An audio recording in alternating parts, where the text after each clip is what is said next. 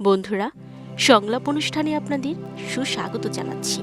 আবারও বলছি, সেই শিশুদের কথা যাদের সাথে আমাদের সংলাপের ধরনটা কেমন হতে পারে। শিশুদের সাথে সংলাপ থাকতে হবে বাস্তব জীবনের শিক্ষা থেকে। সময় ব্যবস্থাপনা অর্থাৎ সময়ের সঠিক ব্যবহার, অর্থের সঠিক ব্যবহার, সামাজিক দায়িত্ববোধ ও মানবিক মূল্যবোধ সম্পর্কে নিয়মিত আলোচনা সন্তানকে দায়িত্বশীল নাগরিক হিসেবে গড়ে তুলতে সাহায্য করে। পরিবারে ছোটখাটো সিদ্ধান্ত গ্রহণে সন্তানকে যুক্ত করলে তার নেতৃত্ব গুণ ও সমস্যা সমাধানের ক্ষমতা বাড়ে। প্রযুক্তি ও আধুনিকতার বিষয়েও খোলামেলা আলোচনা জরুরি। বর্তমান সময়ে ডিজিটাল জগতে অনেকটাই সক্রিয়, তাই প্রযুক্তির ভালো মন্দ দিক নিয়ে বন্ধুত্বপূর্ণ আলোচনা করা এবং সঠিক ব্যবহার শেখানো প্রয়োজন।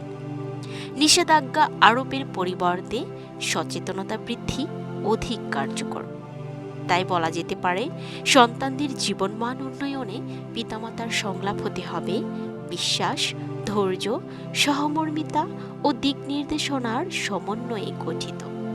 এমন সংলাপই সন্তানের মধ্যে আত্মবিশ্বাস, নৈতিকতা ও দায়িত্ববোধ গড়ে তুলবে এবং তাকে একটি সুস্থ, সুন্দর ও সফল জীবনের পথে এগিয়ে দেবে।